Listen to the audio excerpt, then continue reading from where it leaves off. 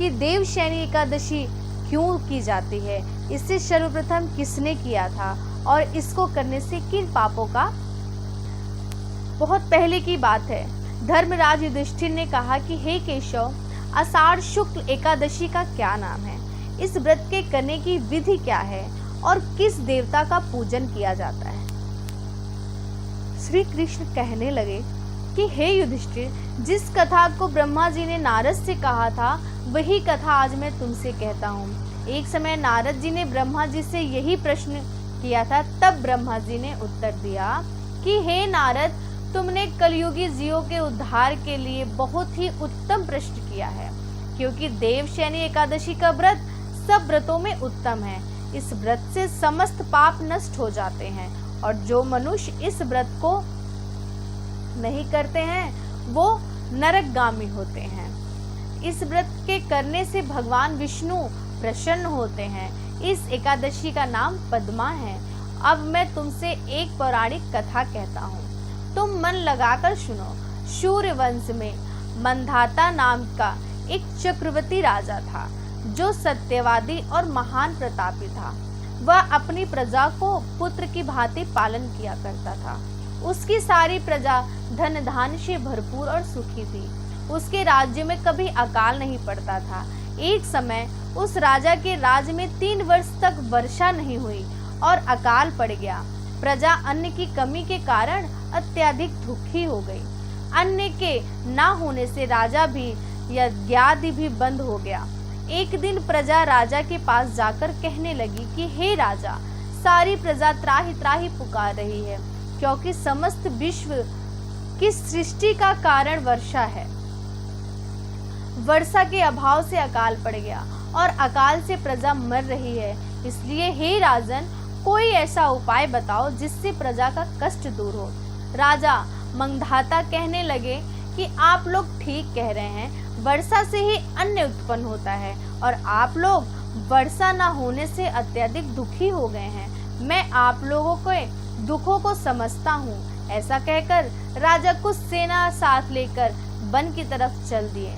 यहाँ अकेले ऋषियों के आश्रम में भ्रमण करता हुआ अंत में ब्रह्मा जी के पुत्र अंगारिका ऋषि के आश्रम में पहुंचा। वह राजा ने घोड़े से उतरकर अंगारिका ऋषि को प्रणाम किया। मुनि ने राजा को आशीर्वाद देकर कुशल क्षेम का पश्चात उनके आश्रम में आने का कारण पूछा। राजा ने हाथ जोड़कर विनती भाव से कहा कि हे भगवान, सब प्रकार से धर्म पालन करने पर भी मेरे राज्य में अकाल पड़ गया। इससे प्रजा अत्यधिक दुखी है। राजा के पापों के प्रभाव से ही प्रजा को कष्ट होता है, ऐसा शास्त्रों में कहा गया है। जब मैं धर्मानुसार राज्य करता हूँ तो मेरे राज्य में अकाल कैसे पड़ गया, इसके कारण का पता मुझको अभी तक नहीं चल सका। अब मैं आपके पास इसी संदेह को नेतृत्व करने के लिए आया हूँ। कृपा करके मेरे इस संदेह को दूर कीजिए, साथ ही प्रजा के कष्ट को दूर करने का कोई उपाय बताइए। इतनी बात सुनकर ऋषि कहने लगे कि हे राजन, यह सतयुग सब युगों में उत्तम है। इसमें धर्म के चारों चरण सम्मिलित है, अर्थात इस युग में धर्म की सबसे अधिक उत्पत्ति है। लोग ब्रह्मा की उपासना करते हैं और केवल ब्राह्मणों को ही वेद पढ़ने का अधिकार है। ब्राह्मणों की तपस्या करने का अधिकार रख सकते हैं, परंतु आपके राज्य में एक शूद्र तपस्या कर रहा है। इसी दोष के कारण आपके राज्य में वर्षा नहीं हो रही है। इसलिए यदि आप प्रजा का भला चाहते हैं तो उस शूद्र का वध कर दो। इस पर राजा कहने लगे कि महाराज, मैं उस निरपराधी को तपस्या करने वाले शूद्र को किस तरह मार सकता हूँ? आप इस दोष से छूटने का कोई दूसरा उपाय बताइए।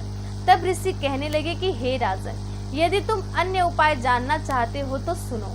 आषाढ़ मास के शुक्ल पक्ष की पद्मा नाम की एकादशी को विधि पूर्वक व्रत करो।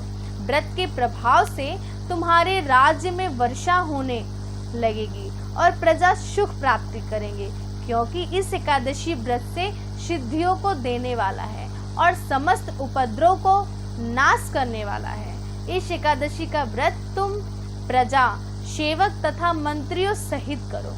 मुनि के इस वचन को सुनकर राजा अपने नगर को वापस आए और उसने विधि पूर्वक पद्मा एकादशी के व्रत को किया। उस व्रत के प्रभाव से वर्षा हुई और प्रजा को सुख पहुंचा। अतः इस मास की एकादशी को व्रत सब मनुष्य को करना चाहिए। यह व्रत इस लोक में भोग और परलोक में मुक्ति को देने वाला है। इस कथा को पढ़ने और सुनने से मनुष्य के समस्त पाप नष्ट हो जाते हैं। बोलिए भगवान विष्णु की जय।